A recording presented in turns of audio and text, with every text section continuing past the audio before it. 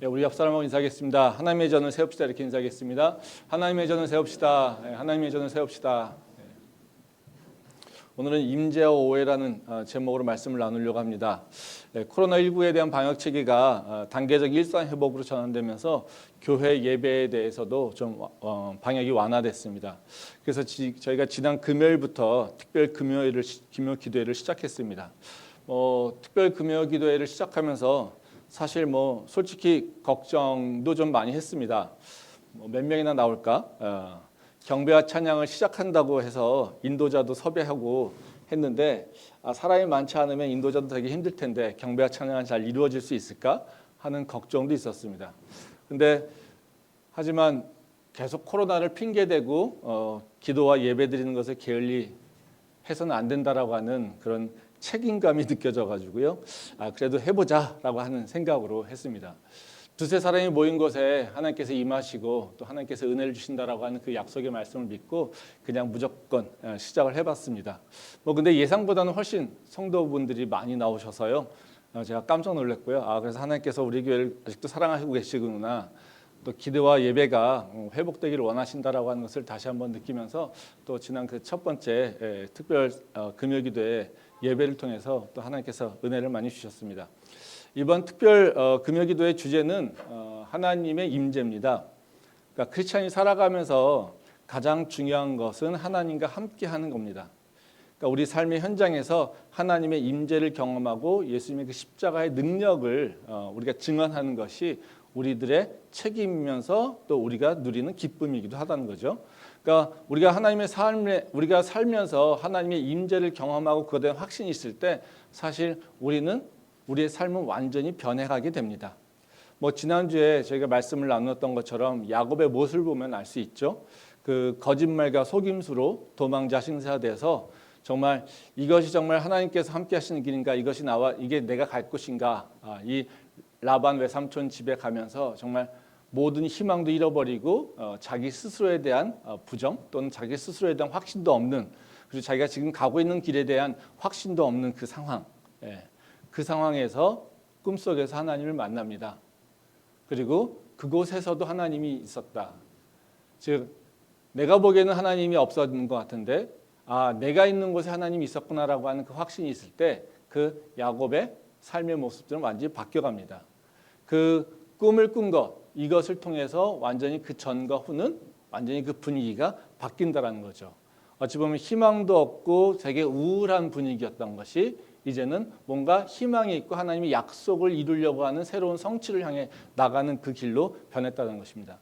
환경은 변화가 아무것도 없었지만 바로 그 야곱을 변화시킨 것은 내가 있는 그곳에도 하나님이 계셨구나라고 하는 것을 깨달았을 때 그의 삶은 완전히 변한다는 거죠. 그러니까 우리가 예수를 믿는 사람들이 우리의 삶을 변화시키는 것은 다른 방법이 아닙니다. 나의 삶의 현장 속에서 바로 하나님이 함께 있다라고 하는 것을 알게 된다는 거죠.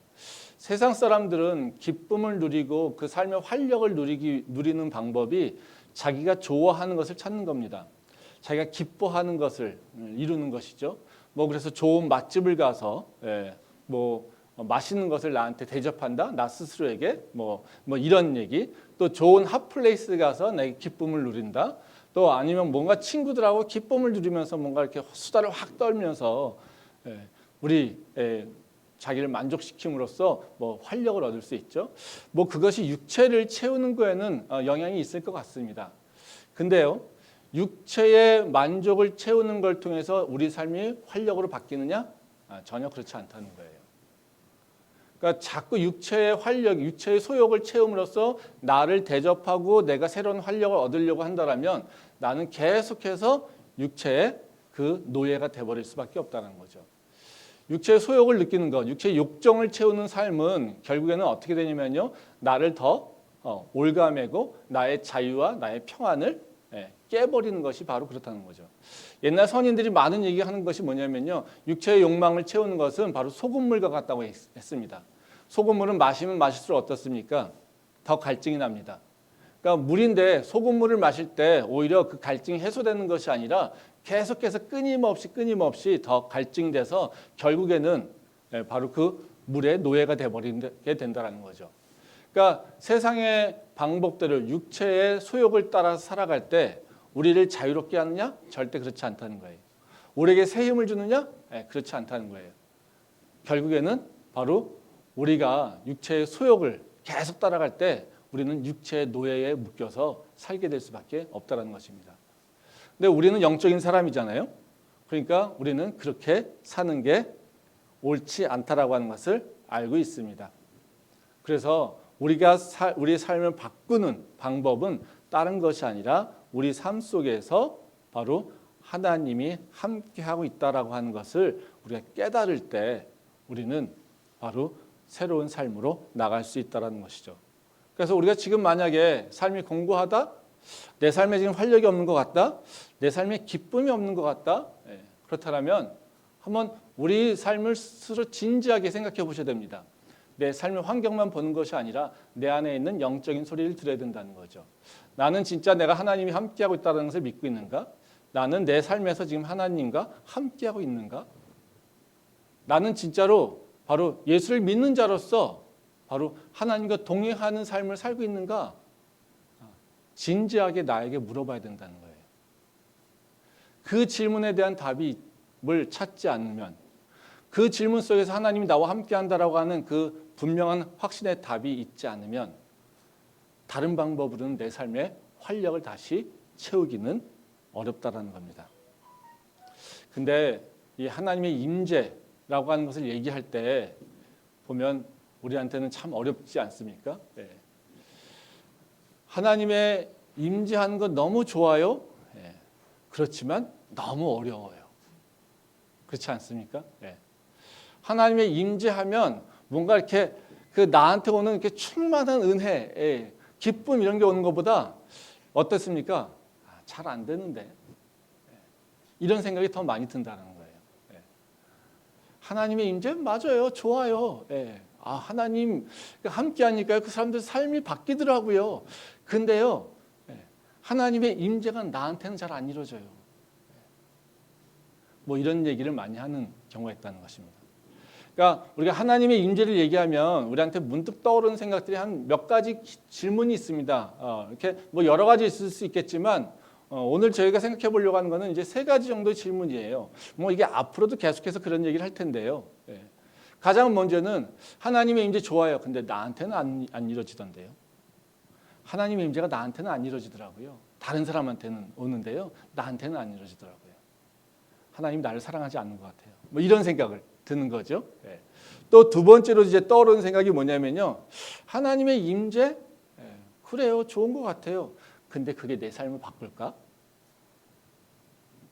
그런 능력이 있을까? 즉 하나님의 임재에 대한 능력이죠. 그러니까 믿음이 좋으면요. 하나님을 함께함으로써 그 삶이 변화된 것을 경험해 본 사람들은 하나님 임재를 갈망하죠. 근데 많은 경우에 신앙생활이 아직까지 뭐 기초적이거나 하나님을 깊이 경험하지 못했거나 그런 경험이 없다라면 하나님의 임재 좋다고 하는데 과연 그것이 내 삶을 바꿀까? 그 능력, 그 능력에 대해서 우리는 사실 좀 의구심을 든다라는 거예요. 그래서 세상에서 내가 노력해서 사는 게 더 편하지 하나님의 뭔가 도우심, 하나님의 은혜를 따라 사는 거 이것도 쉽지 않다라는 거. 또는 그런 능력이 있을까라고 하는 그냥 단순히 사람들의 뭔가 기분은 아닐까 이런 생각을 하는 경우도 있다라는 거예요. 뭐 그래서 하나님의 능력에 대한 경험, 그런 의심이 있기도 합니다. 그럼 마지막으로 또 하나 우리가 갖고 있는 질문은 뭐냐면요. 바로 하나님의 임재. 그래, 그건 하나님이 나한테서 임하시는 거잖아. 내가 할 게 있을까? 하나님이 그냥 알아서 오시는 건데 내가 하나님한테 오라고 한다고 오는 것도 아니고 그러면 나는 뭐 하지? 하나님이 만나줘야지. 내가 할 게 뭐가 있어? 그렇잖아요. 그렇죠? 그러니까 하나님의 만남 속에서 나의 역할은 뭘까? 라고 하는 생각. 이런 생각들이 있다는 거예요. 그래서 우리는 하나님의 임재가 너무 어렵고요. 또 확신도 없고요. 그리고 그것을 향해서 내가 뭘 해야지? 라고 하는 생각을 그 답을 갖고 있지 못하니까 그냥 막연하게 임재에 대한 생각들. 임재 좋은 건데 난 안 돼. 라고 하는 생각에 빠져 있다는 겁니다. 우리가 이거에 대한 답을 나 스스로 또는 성경적으로 이거에 대한 답을 갖고 있을 때 우리는 하나님의 임재를 구할 수도 있고요. 하나님의 임재를 찾을 수도 있고요. 하나님의 임재를 향해 두드릴 수 있다는 겁니다. 그때 우리의 삶이 변한다는 거죠. 우리가 하나님의 임재가 내가 나한테 오지 않는 이유 중에 하나가 하나님의 임재에 대해서 잘못된 개념을 갖고 있을 때 그런 생각도 듭니다. 왜냐하면 지난주 금요일 날 제가 생각해 봤던 건데요. 하나님의 임재라고 한다면요. 사람들이 생각하는 것, 교회조차도 생각하는 게 뭐냐면요. 그겁니다. 뭔가 신적인 초자연적인 현상들이 나한테 일어나는 거예요. 그랬을 때 하나님의 임재가 나한테 왔구나라고 하는 생각을 한다라는 거죠. 근데 하나님의 임재의 핵심은요. 초자연적 현상이 있는 것이 아니라 하나님의 말씀이 우리한테 오는 거예요. 그러니까 임재의 현상 속에서 많이 구름이 오고 뭔가 되게 불빛이 오고 뭔가 대단한 일이 일어나는데 거기서 항상 핵심적인 얘기는 뭐냐면요. 하나님께서 말씀하셨어요. 이거예요. 그러니까 어찌 보면 바로 하나님께서 말씀하시기 위해서 우리가 그 말씀이 하나님이라고 하는 것을 알려주기 위해서 하나님 그 전에 특수효과를 내신다는 거예요. 그게 초자연적 현상이죠. 뭔가 환상을 보여주기도 하고 뭔가 자연현상에서는 이해하지 못하는 그런 일들이 일어나게 하고 나의 뭔가 육체적 관점에서 뭔가 변화를 느끼게 하거나 뭐 이런 일들이 일어나게 되는 거죠. 근데 생각해 보세요. 하나님의 임재가 내가 그냥 뭔가 초자연 현상을 경험하게 했어. 이것이 목적이라고 생각해 보세요. 그러면 하나님의 그 임재를 경험했을 때 뭐가 있을까요? 우린 신비주의에 빠질 수밖에 없어요. 그렇지 않습니까? 그러니까 하나님의 임재를 계속해서 초자연적 또는 신적인 뭔가 마치 무당이 바로 그 뭔가 이상한 작두를 타는 것 같은 일들이 우리한테도 일어나야지 하나님의 임재가 있어라고 생각하는 것 이런 것들 때문에 우리는 계속해서 하나님의 임재를 계속해서 경험하고 있지만 우리는 하나님의 임재라고 생각하지 않는다는 거예요. 즉 특수효과, 하나님이야라고 하는 그 특수효과에 빠져 있어서 진짜 알맹이인 하나님의 말씀을 놓쳐버리고 있다는 것이죠. 그래서 하나님의 임재는요, 바로 말씀이 내게 들어오는 거예요. 근데 우리가 말씀을 들어도 그것이 하나님의 말씀인 걸 잘 모르잖아요. 그러니까 앞쪽에 특수효과가 있는 거예요. 근데 우리는 특수효과가 있어야지 내가 하나님의 임재에 빠져. 하나님 임재를 경험했어. 그리고 하나님 임재를 경험한 사람이 다 설명하는 게 뭡니까? 말씀한 건 얘기하지 않아요. 초자연적인 뭔가가 있는 것만 설명을 합니다. 그러니까 하나님의 임재를 마치 초신적 또는 초인간적 또는 초자연적 뭔가 능력 같은 것만 생각하게 된다는 거죠. 그러니까 우리는 어떻게 해요? 하나님의 임재를 그렇게 이해하니까 나한테는 그런 일이 안 일어나지라고 하는 거라는 거죠. 근데 하나님의 임재는 말씀이 내게 임하는 걸로 그리고 말씀을 통해서 내가 이제 하나님과 새로운 생각으로 같이 하나 되는 것. 바로 이것이 우리가 하나님의 임재를 경험하게 된다는 겁니다. 앞으로 뭐 한 8주, 8번, 4주 정도죠. 그 금요기도회와 이 주일 예배에 하나님의 임재와 관련된 주제를 가지고 계속 얘기를 하려고 합니다. 그래서 하나님의 임재가 무엇인지 그리고 하나님의 임재가 를 우리가 경험하기 위해서 우리가 뭘 해야 될지에 대한 생각을 좀 해보려고 합니다. 오늘 읽은 말씀은 이제 4가지 땅이라고 하는 비유인 겁니다. 뭐 다 아시겠죠? 하나님의 말씀이 임하는 것 그리고 그것을 받아들이는 것 이것을 바로 우리의 마음밭 그리고 맺게 된 수확과 관련해서 설명하고 있는 겁니다. 그러니까 예수님께서 우리의 마음을 4가지 땅으로 비유해서 설명하고 계세요. 어떤 겁니까? 길가, 돌밭, 그다음에 가시떨기, 그다음에 좋은 땅 이렇게 4가지로 얘기합니다. 그래서 이 4가지는 우리의 마음밭을 비유하고 있죠. 그래서 어떤 경우에는 그곳에 다 씨앗이 떨어지죠. 이것은 말씀이죠. 예수님의 복음이고 말씀입니다. 이 말씀인데 이 말씀이 들어왔을 때 어떤 경우에는 열매를 맺고 어떤 경우는 열매를 맺지 못해요. 뭐 어떻습니까? 길가와 돌밭과 가시떨기는 열매를 맺지 못합니다. 또 하나 좋은 땅만 열매를 맺게 된다는 거예요.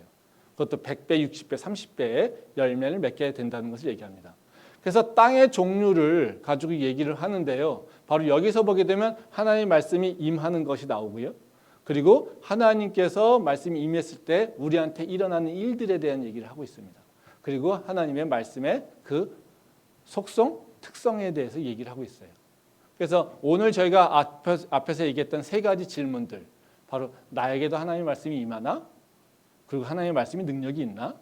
그리고 하나님의 말씀을 받기 위해서 나는 뭘 해야 되지? 라고 하는 것에 대한 질문에 대한 답을 얘기해 주는 게 오늘 비유의 말씀입니다. 그래서 오늘 이 비유의 말씀을 통해서 우리가 가졌던 바로 그 하나님의 임재에 대한 오해 또는 선입견 이런 것들을 이제 뭐가 잘못됐는지 생각해보고 그것에 대해서 다시 한번 생각해보는 시간을 가지려고 합니다.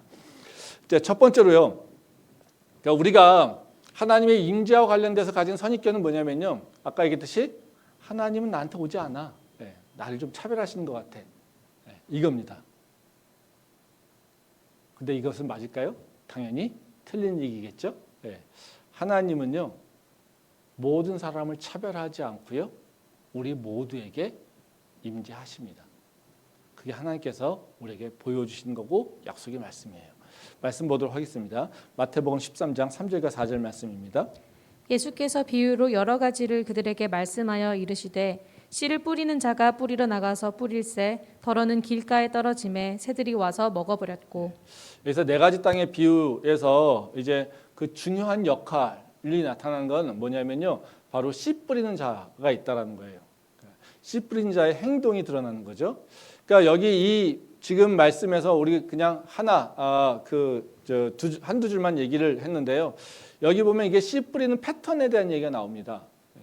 그러니까 여기서 우리가 주목해야 되는 단어는 뭐냐면요. 씨를 뿌릴새 그 뿌린 것이 어떤 거냐면요. 덜어는 길가에 떨어지며 이런 얘기하는 거예요. 또 다 계속해서 나오는 게 덜어는 이런 얘기가 나옵니다. 그래서 씨를 쭉 뿌렸는데 덜어는 길가, 덜어는 돌밭, 덜어는 가시떨기, 덜어는 좋은 땅. 거기 다 뭐예요? 덜어는이에요. 이게 부사니까 우리한테 뭐 이렇게 잘 이렇게 와닿진 않죠. 근데 부사라고 하는 거는 행동에 대한 묘사잖아요. 그렇죠? 그러니까 행동에 대한 묘사를 얘기해 주는 거니까 이것이 잘 표현되어 있다는 거예요. 근데 덜어는 뭡니까? 의도치 않은 거예요. 혹은. 그러니까 어쩌다가 이렇게 되는 거예요. 어쩌다 쫙 씨를 뿌렸는데 어떤 것들은 좋은 곳에, 어떤 것은 나쁜 곳에 이렇게 떨어졌다라고 하는 것을 의미하는 거예요. 그래서 덜어라고 하는 것의 의미를 보게 되면요, 의도하지 않거나 또는 미리 사전에 구별하여서 선발하여서 뭔가 의도적인 행동을 하고 있지 않다라고 하는 것을 얘기하고 있는 거예요. 이걸 보면 되게 좀 낭비하는 모습인 것 같아요. 그래서 씨가 중요하지 않습니까? 씨앗이. 그러면 씨앗을 뿌릴 때 어떻게 뿌려야 돼요? 사전에 좀 선별을 해야 돼요. 이 좋은 땅. 그러니까 효율적인 그 씨 뿌리는 농부라면 어떻게 됩니까? 나쁜 땅에 씨를 뿌려야 됩니까? 나쁜 땅에 씨를 뿌리지 말아야 돼요. 길가 땅에 씨를 뿌려야 됩니까? 다 알고 있어요. 길가 땅에 씨를 뿌리면 그 마음이 단단하여서 그 씨앗이 절대로 땅 밑으로 파고들지 못한다는 걸 알고 있어요. 그럼 그 땅에 씨를 뿌려야 됩니까? 뿌리지 말아야 됩니까? 뿌리지 말아야 돼요. 근데 여긴 재밌는 게 뭐냐면요. 길가 땅에도 씨를 뿌리고 있어요. 돌밭은 어때요? 당연히 안 돼요. 경험 있는 농부라든가 농사를 조금 우리가 짓다 보면 어때요? 농사 뭐 우리 저희 텃밭만 봐도요. 이 흙이 좋아야 된다는 걸 알고 있어요. 근데 돌이 가득한 것, 잡초가 무성한 것 이런 것에다가 또 씨를 뿌린다는 거예요. 어떻게 보면 되게 비효율적이거나 아니면 낭비적인 모습이라는 거죠. 근데 하나님은요. 씨를 뿌릴 때 어떻게 해요? 그런 땅에 다 뿌린다는 거예요. 어찌 보면 낭비하고 있는 거죠. 근데 낭비하고 있다는 것이 아니라 이건 무슨 얘기냐면요. 하나님은요. 우리의 마음밭을 보고서 이건 될 놈, 이것은 되지 않을 놈이라고 선택해서 행동하지 않으신다는 거예요. 하나님의 목적은 뭡니까? 한 영혼이라도 더 변화되기를 원하시는 거예요. 한 영혼이라도 생명을 얻기를 원하시는 거예요. 그래서 낭비되는 요소가 있다 하더라도 우리는 하나님은 그 일을 행동하신다는 것이죠. 그러니까 어떻게 해요? 우리는 생각이 어때요? 우리는 사랑받지 못하니까, 내가 사랑받을 일도 안 했으니까, 하나님께 은혜 받을 일을 하지 않았으니까, 하나님께 축복받을 일을 하지 않았으니까, 나는 너무 신앙이 어리니까, 나는 성경 말씀을 너무 모르니까, 이러니까 하나님의 임재 경험 못할 거야. 그렇죠? 뭐 보고요? 나의 모습 보고서. 나의 모습 보고서 계속해서 하나님의 임재는 나한테 안 일어나 이런 생각을 하게 된다는 거죠. 근데 하나님은 나의 모습을 보고 사전적으로 나를 차별하거나 구별하지 않으신다는 거예요. 그리고 모든 자들에게 하나님은 끊임없이 말씀하시고 끊임없이 우리의 마음을 두드리고 있다는 겁니다. 말씀 한 번만 더 보도록 하겠습니다. 마태복음 21장 35절부터 39절 말씀입니다. 농부들이 종들을 잡아 하나는 심히 때리고 하나는 죽이고 하나는 돌로 쳤거늘 다시 다른 종들을 처음보다 많이 보내니 그들에게도 그렇게 하였는지라. 후에 자기 아들을 보내며 이르되 그들이 내 아들은 존대하리라 하였더니 농부들이 그 아들을 보고 서로 말하되 이는 상속자니 자 죽이고 그의 유산을 차지하자 하고 이에 잡아 포도원 밖에 내쫓아 죽였느니라. 이 말씀 포도원 품꾼의 비유입니다. 이제 포도원 주인이 타국으로 가면서 열매 맺을 때가 되니까 이제 그 땅에 소작을 줬던 농부 품꾼들에게 이제 그 종들을 보냅니다. 그랬더니 그 품꾼들이 어때요? 마음이 완악하여서 그 종들을 죽여버려요. 또 때리든지. 그랬더니 주인이 어때요? 되게 분노하지 않겠어요? 그랬더니 또 보냈어요. 또 보냈더니 똑같은 일을 또 동일하게 한다는 거예요. 그랬더니 누굴 보냈어요? 아들을. 그랬더니 이 품꾼들이 야 잘됐다. 이 아들만 죽이면 이 땅은 우리 땅이다. 이러면서 그 아들을 죽이게 된다는 겁니다. 핵심적인 말씀은 예수님의 그 십자가를 얘기합니다. 바로 예수님을 우리의 이 땅의 주인이신 예수님을 우리한테 보내주셨더니 바로 우리가 이 땅의 주인 되고자 하는 마음으로 그 아들을 죽여버린다라고 하는 것을 얘기하고 있어요. 근데 여기서 제가 초점을 맞추는 건 뭐냐면요. 주목하는 것은 바로 보내는 행동이에요. 품꾼이 그 종을 대하는 모습을 보면 어때요? 아예 그냥 잃어버리든지 그걸 안다라면 아예 포기하든지 아니면 완전하게 뭔가 징벌을 해야 돼요. 근데 하나님은 이 주인은 어떻습니까? 하나님을 비유하는 주인은 계속해서 보낸다는 거죠. 실제로 하나님 어떠세요? 계속해서 이스라엘 백성들에게 선지자를 보냅니다. 그리고 그 선지자들은 어떻게 해요? 맞아 죽든지 고통을 당하게 돼요. 핍박을 당하게 돼요. 끊임없이 그 선지자를 보내죠. 우리 구약에 나와 있는 그 책들 예레미야, 이사야, 아모스 이런 건 다 뭐예요? 다 선지자들이잖아요. 선지자들이 말씀을 선포하고 있는 거잖아요.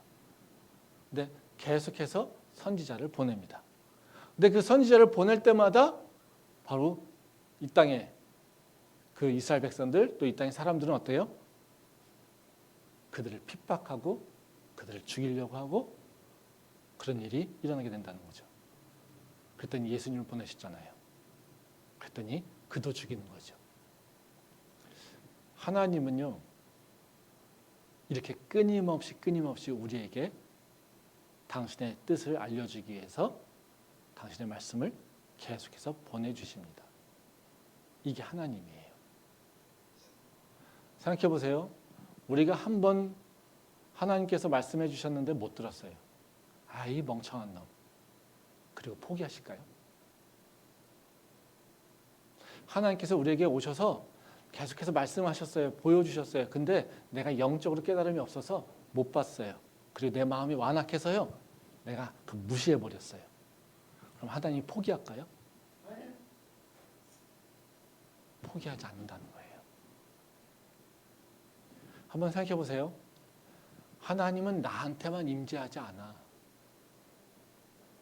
바로 지금 말씀하고 있는 하나님, 지금처럼 행동하시고 계속해서 끊임없이 선지자를 보내시고 말씀하시고 그 아들까지 보내서 죽기까지 희생시키면서 우리에게 말씀하시는 그 하나님이 내가 조금 못 알아들어서, 내가 좀 영적으로 감이 없어서, 내 마음이 조금 세상에 빠져 있어서 내가 주의 말씀을 깨닫지 못한다고 하나님이 이런 바보 같은 놈 너한테 다시 말하나 봐라, 내가 다시 만나주나 봐라, 이렇게 하실까요? 그러지 않는다는 거예요. 하나님이 나한테 찾아오지 않아라고 하는 얘기, 이 얘기는 뭐냐면요, 내가 하나님을 거부하고 있다는 증거예요. 하나님이 나를 거부한 것이 아니라 오히려 내가 하나님을 거부하고 있다고 하는 것을 인정하기 싫으니까, 하나님한테 나가고 싶은 마음이 없으니까 오히려 뭐라고요? 하나님이 나를 거부했어, 하나님이 나한테 은혜를 주시지 않아라고 하는, 오히려 그 모든 핑계를 다 블레임을 하나님한테 주는 것과 마찬가지라는 거죠. 하나님은 절대로요, 우리의 그 과거의 모습에 대해서 반응하셔서 포기하지 않으세요. 그런 하나님이라면요, 우리에게 예수님을 보내주시지도 않으세요. 그리고 끊임없이 우리한테 말씀도 안 해주신다는 거예요. 이런 하나님이, 이게 우리는요 믿을 수 있어요. 그리고 언제든 소망을 가질 수 있어요. 지금 내 모습이 어떻든지 간에 하나님은 끊임없이 지금도 이 시간에도 우리에게 말씀하고 있다고 하는 것을 우리가 기억해야 됩니다. 그런 은혜가, 그런 영적 깨달음이 우리 안에 있기를 소망합니다. 두 번째, 우리가 하나님의 임재와 관련된 선입견은 뭐냐면요, 아까 말씀드렸듯이 하나님의 임재를 경험하면 내 삶이 변할까? 야곱 변했다는데 그건 야곱 얘기지. 이거 지금 이 시대에 또 나를 변할까? 이런 의심이죠. 근데요, 하나님의 말씀에는 능력이 있습니다. 세상을 이기는 능력이 있습니다. 그러기에 하나님의 말씀은 무한한 능력이 있어서 나의 삶을 변화시키기에 부족함이 없다라는 거예요. 말씀 보도록 하겠습니다. 마태복음 13장 8절 말씀입니다. 더러는 좋은 땅에 떨어짐에 어떤 것은 100배, 어떤 것은 60배, 어떤 것은 30배의 결실을 하였느니라. 이 말씀은 씨앗의 속성을 얘기해 주고 있어요. 이 씨앗은 어떤 겁니까? 열매를 맺을 수 있는 능력이 있다는 거예요. 그리고 30배, 60배, 100배, 이거는 뭐냐면요, 바로 그 잠재력이 무한하다는 것을 얘기하고 있는 거예요. 바로 그 능력이라고 하는 것이 제한돼서 딱, 씨 하나에는 가지가 2개가 나, 이런 정도의 차원을 얘기하는 게 아니라요, 나무 한 그루에는 귤이 몇 개가 나, 이런 차원의 제한된 능력이 있는 것이 아니라 30배, 60배, 100배, 100배라고 하는 건 완전한 거죠. 그러니까 이건 뭐예요? 하나님의 능력이라고 하는 거, 하나님의 말씀의 능력은 무한해. 무한한 잠재력을 갖고 있어. 이것을 얘기하고 있다는 거예요. 여기서 재미있는 건 뭐냐면요, 그 씨를 맺는 속성을 우리가 좀, 그 과정을 좀 이해할 필요가 있어요. 씨가 열매를 맺으려면 뿌리는 자도 있어야 되고요, 그렇죠? 땅도 좋아야 돼요. 그리고 어떻게 해요? 씨앗도 좋아야 돼요. 만약에 우리는 뿌리는 자가 완전해요. 근데 그 뿌리는 씨앗이 썩었어요. 아니면 이게 좀 부족해, 잘 안 자라, 이러면 품종이 안 좋은 거예요. 그러면 어떻게 되겠어요? 열매를 맺지 않아요. 그러니까 우리가 여기 텃밭 실험해 봤는데요, 어떤 건 잘 자라요. 그러면 이게 왜 안 자랄까? 아마도 우리는 2가지 가설일 거예요. 하나는요, 우리가 잘못 심었나? 그렇죠? 나쁜 땅을 나쁘게 해서 잘못 심었나? 또 다른 하나는요, 이게 이 종자는 안 맞는 건가? 이런 생각을 할 거라는 거죠. 그 종자에 대한 문제를 제기할 수 있다는 거예요. 근데 하나님의 말씀이 내게 왔을 때 나를 변화시킬 수 있는 능력이 없는 말씀이냐? 그런 씨앗이냐? 전혀 그렇지 않다는 거예요. 그 씨앗은 30배, 60배, 100배의 열매를 맺는 무한한 잠재 능력을 갖고 있는 씨앗이라는 거예요. 그러니까 열매 맺지 못하는 것에 대해서 그 원인을 그 씨앗에서 찾을 수 없다라는 거예요. 말씀 한번 더 보겠습니다. 마태복음 13장 31절부터 33절 말씀입니다. 또 비유를 들어 이르시되 천국은 마치 사람이 자기 밭에 갖다 심은 겨자씨 하나 같으니 이는 모든 씨보다 작은 것이로되 자란 후에는 풀보다 커서 나무가 되매 공중의 새들이 와서 그 가지에 깃들이느니라. 또 비유로 말씀하시되 천국은 마치 여자가 가루 서말 속에 갖다 넣어 전부 부풀게 한 누룩과 같으니라. 이 말씀 참 제가 좋아하는 말씀입니다. 이제 천국에 대한 비유인데요. 저는 이 말씀에서 되게 좋아하는 게 그 말씀이에요. 겨자씨가 큰 나무가 돼서 공중의 새들도 와서 앉는다라고 하는 거죠. 근데 한번 겨자씨 같은 이 작은 씨, 이 새들 관계를 한번 생각해 보세요. 우리 길가를 보게 되면요, 겨자씨 같은 게 뚝 떨어지면 어떻게 됩니까? 새가 와서 집어먹어요. 그러니까 사실 씨라고 하는 건요, 아무런 능력도 없는 존재예요. 근데 그것이 겨자씨 보이지도 않는 거잖아요. 그게 땅에 딱 떨어져서 나무가 됐어요. 근데 그 나무가 어느 정도입니까? 나를 잡아먹으려고 했던 그 존재들까지도 품어줄 수 있는 존재가 되는 거예요. 가루가 있는데 이 가루 한 봉지가 있어요. 근데 거기에 조그만 누룩, 보이지도 않는, 전혀 찾을 수 없는 그 누룩이 들어가 있어요. 근데 이게 어떻게 돼요? 이 봉지를 다 바꿔버린다는 거예요. 이게 말씀의 능력이라는 거예요. 작은 씨가 나한테 들어와서 그것이 열매 맺기 시작하면 30배, 60배, 100배의 열매를 맺기 시작한다는 거예요. 우리가 신앙생활을 하면서 왜 다운될까요? 왜 다운될까요? 능력이 잃어버리기 때문에 그래요. 그 능력을 놓쳐버리기 때문에 그래요. 그 능력에 대한 확신이 없기 때문에 그래요.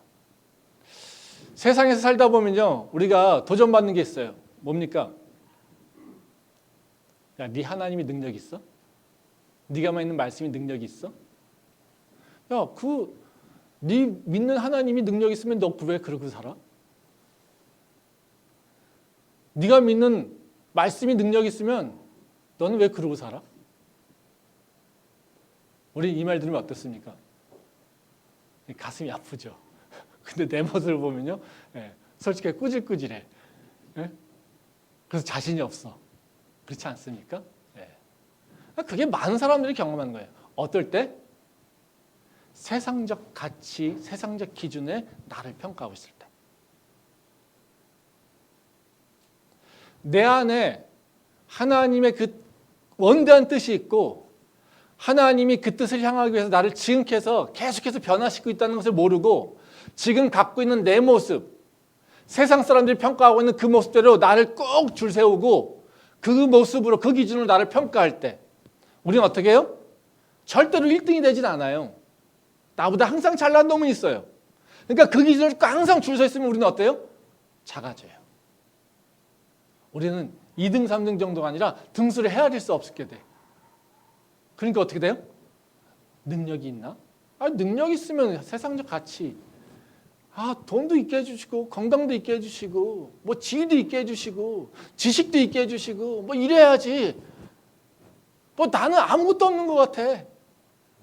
근데 뭐 예수님만 믿으면 뭐해? 아무런 변화가 없는데. 예수 안 믿는 내 친구가 훨씬 난데. 그렇죠? 우리는 이런 생각을 갖고 있다는 거죠. 어떨 때요? 내 생각이 세상의 기준으로 나를 보기 시작할 때 우리는요, 세상적 기준에 따라서 나를 평가합니다. 근데 그 기준은요, 하나님하고는 달라요. 한번 생각해 보세요. 야곱, 희망이 있습니까? 우리 지난번에 생각해 봤던 야곱, 형 속여가지고 형이 죽이겠다고 그래요. 그래서 도망 나왔어요. 외삼촌 랍은 만난 적도 없어요. 그것이 어떤 것인지도 몰라요. 희망이 있을까요? 없어요. 여러분 좋아하는 요셉, 애국으로 팔려갔어요. 형들이 나를 미워해서. 지금으로 보면 어때요? 엄청 큰 상처 아닙니까? 요새 청년들 맨날 상처 얘기하잖아요. 요셉만큼 상처 큰 사람이 있을까요? 형들한테 완전히 뭐합니까? 왕따 당한 거죠. 왕따 당한 정도도 어때요? 이건 너무나 심한 거죠. 죽임을 당하려고요. 그리고 팔렸어요. 그 인생 보면 어때요? 좀 살만한 것 같으니까 또 감옥 가요. 억울하게. 그 인생이 능력이 있습니까?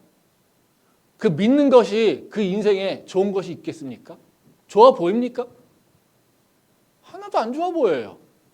근데 하나님은요, 그런 사람을 하나님의 사람이라고 우리한테 이그젬플로 제시한다는 거죠. 그게 하나님이 우리의 인생을 이끌어가는 방식과 세상이 우리의 인생을 평가하고 바라보는 방식은 달라요. 우리는요, 지금은 연약할 수 있어요. 지금은 보이지 않을 수 있어요. 지금은 겨자씨 같이 믿음이 있는지 없는지도 모르고 어떤 존재인지도 몰라요. 그냥 잘못 떨어지면 그 새가 와서 그만 금사 집어먹을 수 있는 그런 존재밖에 되지 않을 수 있어요. 근데요, 그 씨가, 그런 작은 자가, 그 작은 믿음이 어떻게 해요? 나를 죽이려고 했던 그 존재들을 품을 수 있는 존재가 된다는 거예요. 이게 말씀의 능력이에요. 그 능력은요, 표현할 수가 없어요. 어떻게 얼마나 큰지 그건 표현할 수가 없어요. 요셉이 얼마나 큰 사람인지, 다니엘이 얼마나 큰 사람인지, 다윗이 얼마나 큰 사람인지 우리가 다윗이 어렸을 때, 요셉이 어렸을 때, 다니엘이 어렸을 때 볼 수 있습니까? 못 봐요. 근데 그들이 갖고 있었던 건 뭡니까? 끊임없는 믿음이었어요. 하나님을 의지하는 마음이었어요. 근데 그걸로 변화된 인생을 살았어요. 우리가 그것을 놓쳐버리고 있을 때 우리는 하나님을 찾지 않는다라는 거죠. 우리의 인생은요, 대단하게 그렇게 바뀌지 않아도요, 하나님의 말씀이 나한테 들어오면요, 우리 삶은요, 방향성이 바뀌게 돼 있어요. 이 창피한 얘기지만요, 뭐 제가 요새 그 대학원생들 이제 석사, 박사 논문 지도하는 시기, 이렇게 막 그 심사하고 이런 시기예요. 근데 제 지도학생이 아닌데 저한테 와서 계속 뭔가 이렇게 코멘트를 달라고. 제가 연구전이거든요. 예. 근데 연구전인데도 불구하고 저한테 자꾸 와서 메일 보내고 막 그래요. 아니, 제 지도학생도 아닌데. 그래서 제가 그런 메일을 받고 고민하다가 어쨌든 지도교수랑 얘기해서 제가 도와주기로 했어요. 그랬더니 제 지도하는 학생들이 그렇게 얘기하더라고요. 교수님 왜 쟤를 도와줘요? 왜 쟤를 지도해 주세요? 제 지도 학생도 많거든요. 제 지도하는 학생들도 다 제대로 못하고 있는데 제 지도 학생도 아닌 애가 들어와가지고 저한테 해달라고 하니까 저도 걔 만나야 되고 또 걔가 기본이 없으니까 제 지도 학생한테 또 얘 좀 도와주라 그러고 제가 얘기해 준다는 거죠. 저한테 뭐가 들어오냐? 아무것도 없어요. 그러니까 제 지도 학생들이 저한테 물어봅니다. 교수님, 근데 왜 걔를 도와줘요? 특별한 관계예요? 저는 걔 만나본 적도 없습니다. 제 수업 들어본 적도 없어요. 근데 걔가 6기예요. 공개 발표하는데 아무것도 못 해가지고 정말 불쌍하더라고요. 예전 같았으면 저는요, 예수를 믿지 않았다면 저는요, 노했어요. 제가 도와줄 리가 책무가 하나도 없어요. 근데 제가 예수를 믿으면서 제 기준이 바뀐 게 하나 있어요. 야, 죽이는 일을 하지 말고 살리는 일 하자. 내가 힘쏟을 일은 살리는 일이지 죽이는 일이 아니야. 내가 할 수만 있다면 살리는데 뭐든지 살릴 수 있으면 살릴 수 있는 방법을 찾자. 저는 예수를 믿지 않다면 그 친구는 저한테 관심도 없을 거예요. 교수인데도 불구하고. 뭐 저는 이렇게 친절한 교수는 아닙니다. 예. 뭐 학생들한테 이렇게 살갑게 뭐 잘해주고 되게 친절하게 이렇게 뭔가 자료도 많이 주고 이런 교수 아닙니다. 근데도 기회가 된다라면, 내가 해야 된다라면, 내가 누군가 어려운 사람을 만났다라면, 내가 할 수 있다라면, 살릴 수 있는 방법이 있다라면 살려보자. 그게 저를 바꿨어요. 그 방식으로. 뭐가요? 예수님 말씀이. 제가 그래서 우리 제자들한테도 그랬어요. 내가 예수를 믿지 않으면 아마 걔는 나한테 지도 못 받았을 거야. 근데 내가 예수를 믿기 시작하면서 내가 변했거든. 살려야 되지 않겠니? 걔도 졸업하고 가야 되지 않겠니? 걔 6기나 됐는데 어떡하겠니? 살려야지.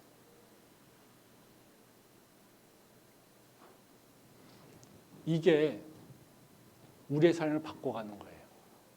저는 이 작은 변화가 우리 삶의 끝을 완전히 바꿀 거라고 믿어요. 그게 말씀의 능력이에요.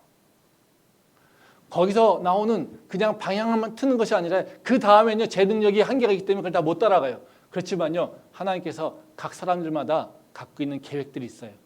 그 계획들은요, 무한하다는 거예요. 30배인지 60배인지 100배인지 모른다는 거예요. 그게 말씀의 능력이에요. 그것이 하나님의 말씀이 나한테 들어왔을 때 나한테 일어나는 일들이에요. 그러니까 그 능력을 우리는 다시 기억할 필요가 있어요. 그게 우리가 해야 될 일이라는 거예요.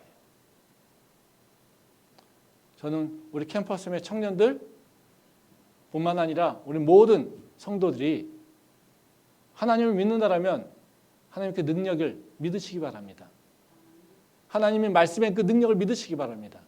내가 말씀을 붙잡고 갈 때 내가 지금은 실패하는 것 같고 지금은 좌절하고 지금은 낭망해서 세상 사람들에게 뒤처지는 것 같지만 그 말씀은요, 분명히 능력이 있고요. 그 말씀은요, 세상을 이기는 힘이 있고요. 그 말씀은요, 하나님께서 기뻐하시는 영광의 열매를 맺을 수 있게 우리를 인도하신다는 겁니다. 그 약속의 말씀을 믿고 따라갈 수 있기를 소망합니다. 마지막으로요, 우리가 하나님의 임재되는 잘못된 선입견은 뭐냐면요, 우리의 역할이에요. 하나님의 임재는 하나님이 말씀하시는 거니까 내가 할 일이 없다고 생각하는 것이죠. 그러니까 우리는요, 임재하시려면 당신이 하시지 왜 나한테 뭐라고 그래? 내가 뭐 할 게 있어? 이겁니다. 근데 하나님의 임재를 위해서는요, 우리가 할 일이 있어요. 우리에게도 분명하게 할 일이 있다는 거예요. 말씀 한번 보겠습니다. 마태복음 13장 9절 말씀입니다.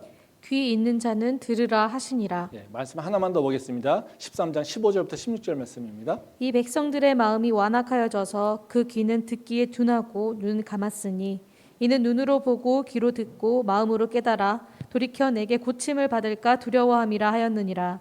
그러나 너희 눈은 봄으로 너희 귀는 들음으로 복이 있도다. 이 말씀 마지막에 이제 예수님께서 우리에게 요청하시는 얘기예요. 즉, 하지만 열매지는 뭐라고 했습니까? 세 개가 합의돼야 돼요. 뿌리는 자, 그리고 뿌리는 씨앗이 좋아야 되고요. 받는 땅이 좋아야 된다는 거예요. 그러면 땅한테 지금 하시는 말씀이에요. 땅한테 예수님께서 하시는 말씀이 뭐냐면요, 들으라 이거예요. 귀 있는 자는 들을지어다 이런 얘기예요. 그러니까 이 비유를 설명하실 때도 뭐라고 하시냐면요, 그 백성들이 완악해서 귀를 막고 듣지 않고 눈을 감고 보지 않는다 이렇게 말씀하세요. 즉 씨를 뿌려대도 어때요? 귀를 막아버리고 듣지 않아요? 눈을 막아버리고 보지 않아요? 그러면 어떻게 해요? 그 씨 절대 열매 맺지 못한다는 거예요. 우리가 해야 될 일은 뭐냐면요, 듣고 보는 거예요. 하나님이 들려주시는 걸 들어야 되는 거고요. 하나님이 행하시는 걸 우리가 봐야지 되는 거예요. 그게 우리가 해야 될 일이에요. 이것이 있을 때 우리가 하나님께서 기뻐하시는 열매를 맺을 수 있는 모습으로 나가는 거예요. 하나님의 임재 과정에서 우리가 해야 될 일은 뭐냐면요, 듣고 인정하고 보고 인정하는 거예요. 그때 우리의 모습이 바뀌게 된다라는 거예요. 우리가 하나님의 말씀을 들었을 때 이 마음밭에, 이 밭에 네 가지 밭에 비유해서 중요한 건 뭐냐면요, 우리 마음밭을 비교해 주고 있잖아요. 근데 우리 마음밭을 닫아버리고 있으면요, 우리는 그 말씀을 절대로 열매 맺을 수 있는 그 능력 있는 말씀으로 이렇게 그때 나오질 못해요. 오늘 말씀 속에서도요, 네 가지 땅도 이게 뭐 네 가지 비유지만, 네 가지 땅의 비유지만요, 사실은 이게 두 가지입니다. 세 가지 땅은 이제 열매를 맺지 못해요. 하나는 열매 맺어요. 이제 땅은 두 가지가 있다는 거예요. 하나는 열매 맺는 땅, 하나는 열매 맺지 못하는 땅. 그러면 우리가 열매 맺는 땅이 되려고 한다는 것은 뭐냐면요, 들을 수 있어야 된다는 거예요. 들으려고 하는 마음이 있어야 된다는 거예요. 하나님을 보려고 하는 마음이 있어야 된다는 거예요. 하나님을 찾고 있는 것이 있어야 된다는 거예요. 그런데 하나님의 말씀을 듣지도 않고 보지도 않고 구하고 찾지도 않을 때 우리는 어떻게 해요? 우리는 절대 하나님의 그 씨를 뿌려도 그 씨앗이 뭔지를 내가 알지 못하고 그 씨앗을 배양시키지도 못한다는 거예요. 그러니까 우리가 할 일은 뭐예요? 우리한테 은혜를 주셨을 때 그게 은혜야. 그것이 우리한테 인도하셨을 때 하나님의 인도하심이야. 하나님 우리한테 축복하셔서 뭔가 내가 예상치 않은 것을 받았을 때 하나님의 축복이야. 하나님이 능력 주셔서 내가 할 수 있는 것, 내가 할 수 있다고 생각하지 못했던 것들을 하게 될 때 이것이 하나님이 주신 능력이야. 이걸 인정하고 하나님께서 말씀이 내게 임했을 때 하나님의 말씀이 내게 임했어. 내가 변해야 되나 보다라고 하는 그 변화의 생각을 뭘 해야 되지라고 하는 그 반응에 대해서 내가 생각해 보는 거, 이게 우리가 해야 될 일이라는 거예요. 오늘은 시간이 많이 지나가서요, 구체적으로 우리가 내 마음밭을 정말 열매 맺는 밭으로 하기 위해서는 뭘 해야 될지는 얘기를 못합니다. 이번 주 금요일에 금요기도회 때 우리의 마음밭을 무엇을 위해서 뭘 해야 될지를 생각할 거예요. 그리고 그것을 위해서 우리가 뭘 이겨내야 될지, 그리고 우리가 그것을 위해서 기도하며 나갈 텐데요, 오늘까지는 제가 그 얘기는 못합니다. 시간이 이미 지났기 때문에. 근데요, 중요한 건 그거예요. 우리에게 할 일이 있어요. 내 마음밭을 다시 열매 맺는 땅으로 바꾸는 거예요. 이것이 우리가 해야 될 일이에요. 말씀을 정리하면요, 우리가 하나님의 임재 관련해서 분명하게 오해를 버려야 돼요. 하나님은요, 어느 누구도 버리지 않아요. 우리의 마음밭이 지금 완악하고 돌박고 가시떨기 밭이라고 우리를 버리지 않아요. 우리는 그런 가운데서도 하나님은 끊임없이 나를 계속해서 두드리고 계세요. 두드리는 음성을 들으셔야 됩니다. 그 마음밭을 열어서 내게 들어온 씨앗은요, 세상이 감당하지 못하는 씨앗이에요. 그 예수님이 우리한테 임했을 때 모든 어둠이 그 빛을 감당할 수 없다고 얘기했어요. 그 빛이 우리한테 들어오는 거예요. 그 능력을 믿으셔야 됩니다. 그리고 마지막으로 해야 될 일은 내가 들으려고 해야 돼요. 그 음성을 들으려고 해야 돼요. 그 말씀을 들으려고 해야 돼요. 그 말씀으로 새로워지려고 하는 믿음의 결단이 있어야 된다는 것이죠. 그것이 우리가 해야 될 일이라는 것입니다. 바로 이 세 가지를 실천하면서 우리의 삶에 이제는 새로운 하나님과의 동행이 있기를 소망합니다. 기도하겠습니다.